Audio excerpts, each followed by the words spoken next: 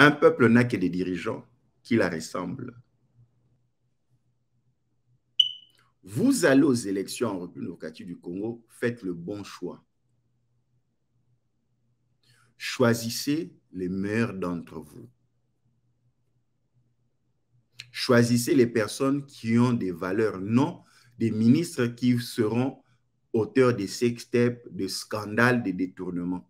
Comment vous pouvez imaginer un ministre de la Santé, par exemple, congolais, mais il fait soigner ses enfants à l'étranger, sa famille à l'étranger. Donc, vous avez déjà un ministre qui ne croit pas que le système sanitaire peut répondre aux besoins de sa population.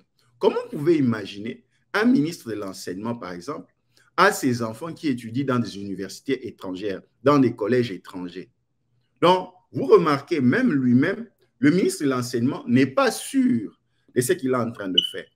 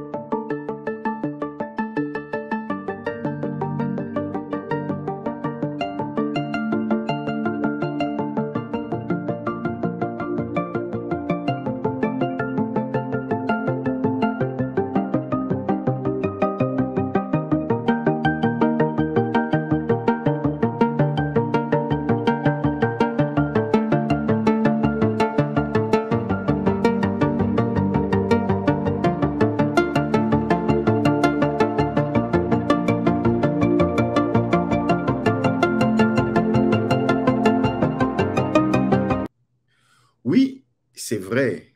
Nous félicitons toutes ces personnes qui ont déposé leur candidature parce que nous avons suivi la Commission électorale nationale indépendante à placer une date butoir, une date limite des candidatures,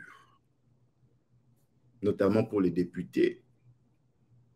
Donc, je pense que c'est pour le 23 juillet 2023. Donc, ils ne recevront plus de candidatures pour ce qui concerne les députés. Mais nous allons un peu parler de la situation. Oui, c'est bien, Joseph Kabila a organisé les élections. Il y a eu passation de pouvoir civilisé. C'est bien ce qu'a dit son successeur va organiser les élections. Mais deux fois, il faut bien réfléchir sur ce que nous sommes en train de faire. Pour quelle finalité?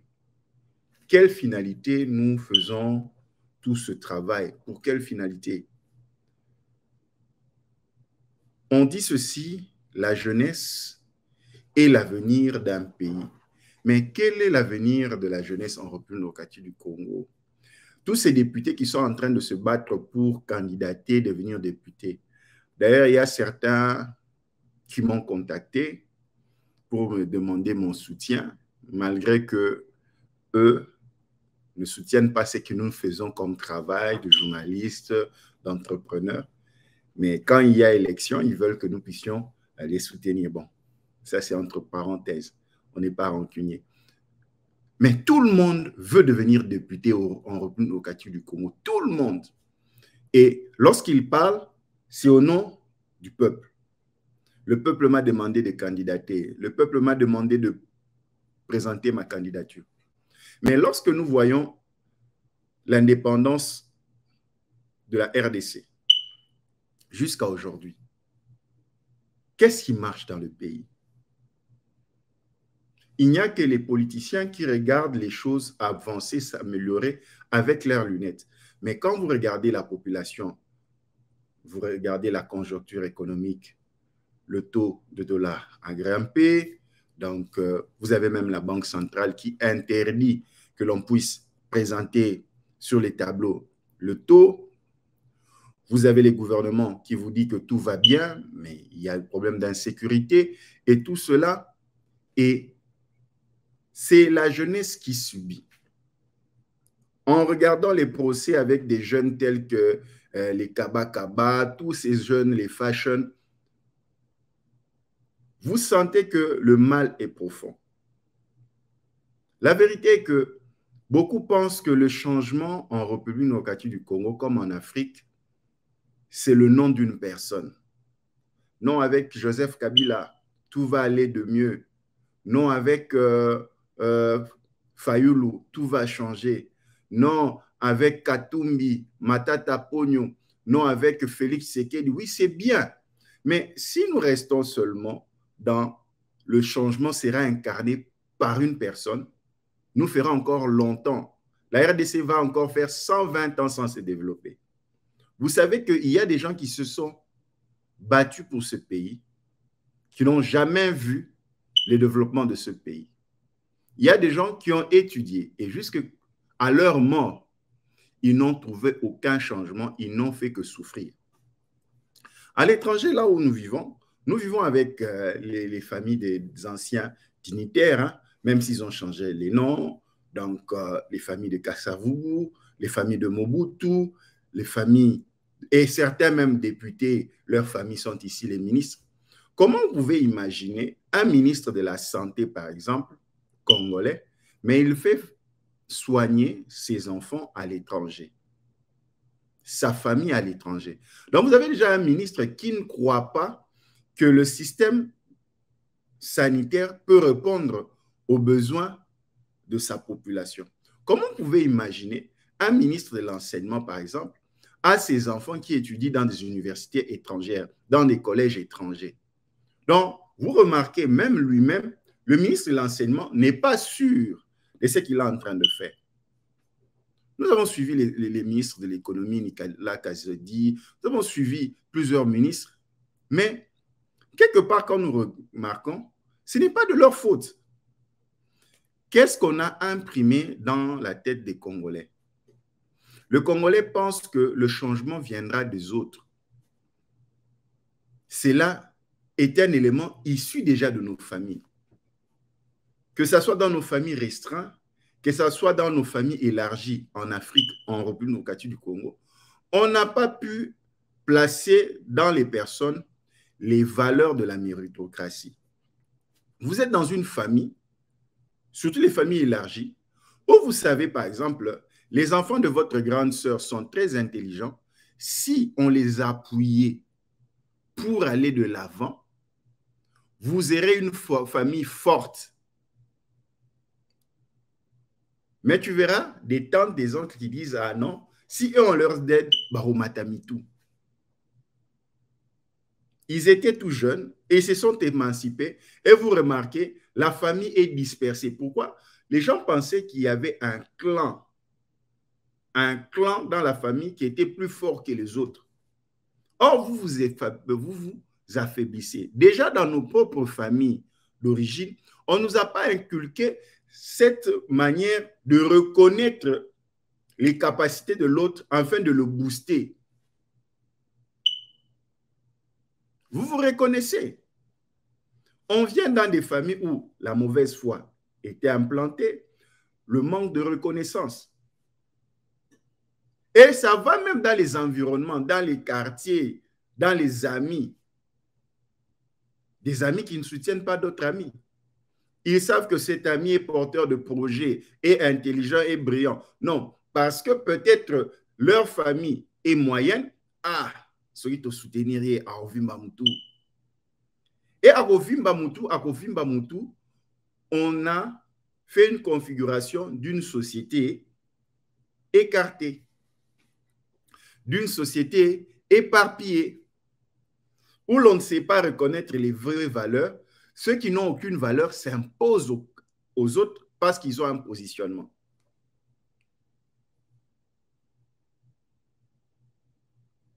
Le procès des jeunes kidnappeurs à Kinshasa a démontré le fossé dans la préparation des jeunes depuis les familles. Qui vous dit que si vous avez trop souffert dans une famille où vous avez été en difficulté, vous devez faire du mal aux autres? Qui vous dit ça? Qui vous dit que l'effet d'avoir grandi dans la pauvreté vous incitez, par exemple, à devenir des koulouna, des bandits, des voyous, des kidnappeurs. Non. Il y a des gens qui ont peut-être souffert plus que vous. Il y a des gens qui ont été dans des conditions plus difficiles que vous, qui étaient à Kinshasa, qui étaient à Matadi, qui étaient au Kasaï, mais les parents ne pouvaient rien, mais ils sont restés honnêtes, ils sont restés droits.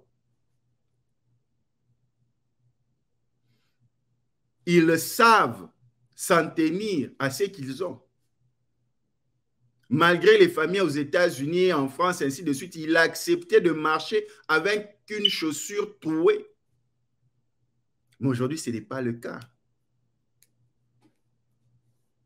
Ce n'est pas le cas. Au Congo, là-bas, tout le monde veut devenir député. Nous avons vu des journalistes qui prétendaient vivre pour les autres, mais aussitôt devenu député, il est allé chercher ses propres carnets d'adresses, se sortir de la pauvreté. Personne ne veut parler de la méritocratie. Si tu es plus brillant que les autres vont dire Alinga Lexani. Dans nos familles, on nous a appris à parler des personnes providentielles. Abisonyo total et la papa kulutu. Ah, ceux qui maman les qui a lobité, biso to lobate. Ceux qui yaya lobité, ceux qui a lobate. Ceux qui les qui a lobité, a lobate. À cause de votre jeune frère qui travaillait, vous l'avez donné la gloire, la lumière et vous avez écrasé les aînés. Or, c'était l'erreur, c'est la frustration.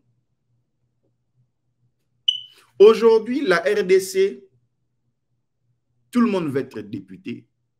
Tout le monde veut être candidat. Le seul débouché, c'est aller au pouvoir. Maintenant, l'impréparation familiale de ces gens qui étaient dans la diaspora, sans rien faire, qui étaient dans les familles, sans rien faire. Et c'est la raison pour laquelle vous allez obtenir des autorités qui sont sans valeur, qui sont capables de faire des sextapes, qui se font de partout. Parce qu'on n'a pas incarné, on n'a pas placé ces valeurs qui leur interdisaient. Par exemple, moi, autorité, je ne peux pas aller dans les sextapes.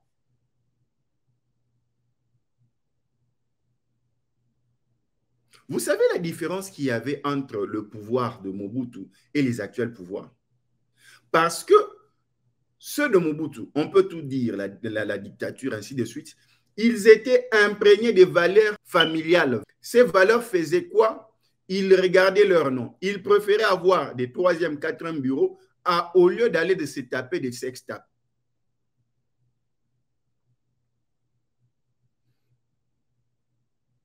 Et aujourd'hui, c'est les jeunes qui en pâtissaient. Ceux qui ont vécu dans l'ère Gécamine, ceux qui ont vécu dans l'ère Miba, par exemple à la Gécamine seulement, qui n'était pas l'État, mais la Gécamine seulement. À la Gécamine, ceux qui habitaient dans les cages Gécamine ou bien à la Miba, surtout à la Gécamine, vous allez remarquer que le matin, déjà, tous les enfants devaient être à l'école, à part ceux qui allaitaient, qui n'avaient pas le droit d'aller à l'école parce qu'ils étaient enfants. De l'école primaire à l'université, tout le monde allait.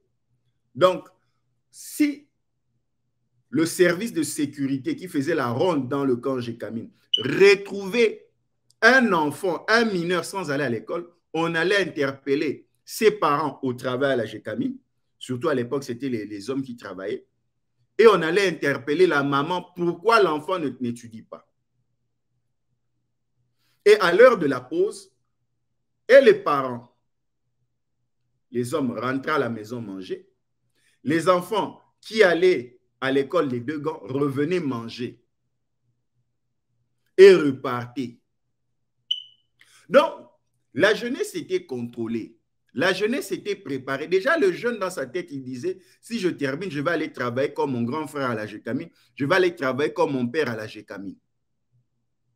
Et les plus brillants avaient des bourses pour aller étudier à l'étranger.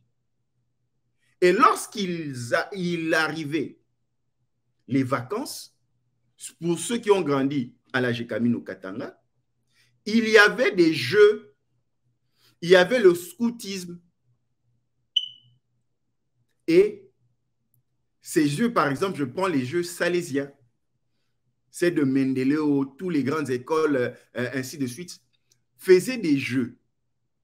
Les Jeux salésiens, c'était comme des Jeux olympiques de jeunes.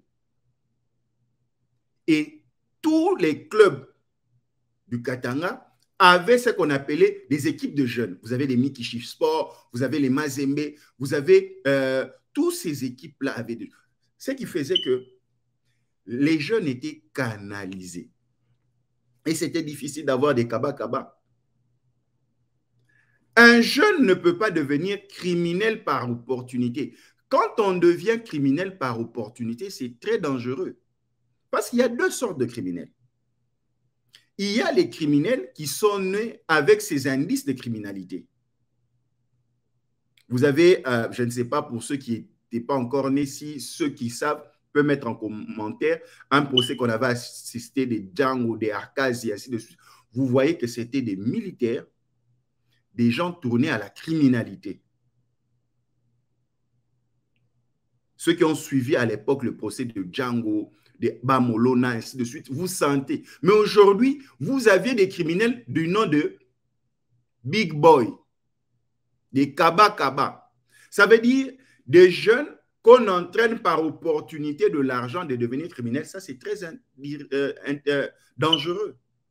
Quand vous avez des jeunes comme les Lomata. Mais quand vous les comparez avec des criminels de l'époque de Bamolona, de Django Arkazi, vous voyez qu'il y a un fossé. Là, vous avez des indices de Bamolona, vous avez des indices de criminalité et ont cet instinct de criminel. Malgré tout ce que la société a fait pour eux. Mais de l'autre côté, vous avez des big boys, vous avez tous ces jeunes-là qui sont devenus des criminels par opportunité. Où vous retrouvez des tiktokeuses criminelles. Pourquoi? Parce qu'on va leur donner un 5 000 $, un 10 000 $. Mais ces jeunes-là veulent copier quels enfants? Ils veulent copier les enfants des présidents, les enfants des députés, les enfants des ministres, les enfants des DG, des sénateurs, s'habiller. Ils veulent vivre les rêves chantés par les musiciens. Maintenant, aujourd'hui, quand les gens viennent là-bas, que ce soit sur Top Congo, RTNC et ainsi de suite, et ceux qui nous appellent, soutenez-nous, nous voulons être députés. Mais ils seront députés pour quelle fin? Pour quelle jeunesse? Est-ce que vous pouvez comparer un député congolais à un sénateur américain ou français? On doit se tourner vers les valeurs. Nous n'avons pas d'homme providentiel comme Messie, Jésus-Christ, qui viendrait changer la face du Congo. Non. La preuve, beaucoup ont applaudi Joseph Kabila au pouvoir à 27 ans. Mais qu'on se le dise, est-ce que Joseph Kabila a pu relever le pays? Même Félix Tshisekedi ne pourra pas relever le pays seul. C'est un ensemble de comportements. Vous allez aux élections en République démocratique du Congo, faites le bon choix. Choisissez les meilleurs d'entre vous. Choisissez les personnes qui ont des valeurs, non des ministres qui seront auteurs de sextapes, de scandales, de détournements. Il y a des gens qui ont leur pauvreté, qui cherchent à s'en sortir. Quand vous leur donnez des opportunités à accéder au poste de pouvoir, ce sont ces personnes qui deviennent des prédateurs pour s'acheter des jeeps, pour s'acheter des maisons, ainsi de suite. On ne vote pas quelqu'un parce qu'il a été journaliste. Alors, Belara peuple, non, c'est faux. Vous le votez, il devient arrogant. Il fait du n'importe quoi. On ne vote pas quelqu'un parce qu'il a des ONG. Non, c'est faux. On ne vote pas quelqu'un, non, il y a ça, il sera battu. Non. Vous le donnez plus et vous allez perdre plus. Regardez la santé de la plupart des députés qui sont en train. Prenez chaque photo des députés que vous avez voté. Regardez-lui, regardez-le avant de l'avoir voté. Regardez sa photo. Et après, vous allez voter des gens qui avaient faim, qui voulaient se positionner en société. Nous avons besoin d'une société des personnes de valeur. C'est possible. Changez vos comportements en famille. Soutenez les meilleurs. Si vous avez cet esprit déjà dans vos familles de soutenir les meilleurs, à la tête du pays, vous aurez des meilleurs. N'allez pas soutenir des gens parce qu'ils vont vous donner des polos, construire des ponts, parce qu'ils vont vous donner des pains, des véhicules. Non. La RDC a été développée. Hein. La RDC a été développée. La RDC était 3e mondiale, au même niveau que le Canada. La RDC a accueilli tous les grands noms d'Afrique vers les années d'indépendance. La RDC avait un fonds pour les étrangers et les indigents. Vous savez, toutes les chaises que vous êtes en train de voir dans les endroits publics à Kinshasa et dans les grandes villes existaient avant. En RDC, pour quitter une ville à une autre, vous deviez avoir l'autorisation. On veut savoir, tu viens dans cette ville, tu vas habiter comment, combien de temps. La RDC était développée. Les gens pensent que le développement viendra avec quelqu'un. Non, la RDC a été développée. Mais ce sont les dirigeants qui ont fait tout dégringoler. Beaucoup disent, oh non, entrepreneurs, les jeunes doivent se battre. Oh non, la population doit se prendre en charge. Non. Les États-Unis est aimé par sa population parce que son gouvernement lui donne la capacité d'aimer son pays. La France est aimée par sa population parce que la France donne la capacité, l'opportunité à sa population d'aimer. Il n'y a pas un grand pays comme les États-Unis où la population aime son pays. Ici, même un facteur, même un livreur d'Amazon, quand il voit le drapeau, il s'arrête, il salue. Et je pose la question, pourquoi il fait ça? Il dit, ce pays m'a tout donné. C'est que je suis, c'est ce pays. Est-ce qu'un Congolais est capable de dire que ce pays l'a tout donné? Un peuple n'a que des dirigeants qui la ressemblent. Un peuple n'a que des pays. Un peuple n'a que des dirigeants qui la ressemblent. Vous pensez que Biden pouvait être président de quel pays à part les États-Unis? Que Dieu vous bénisse.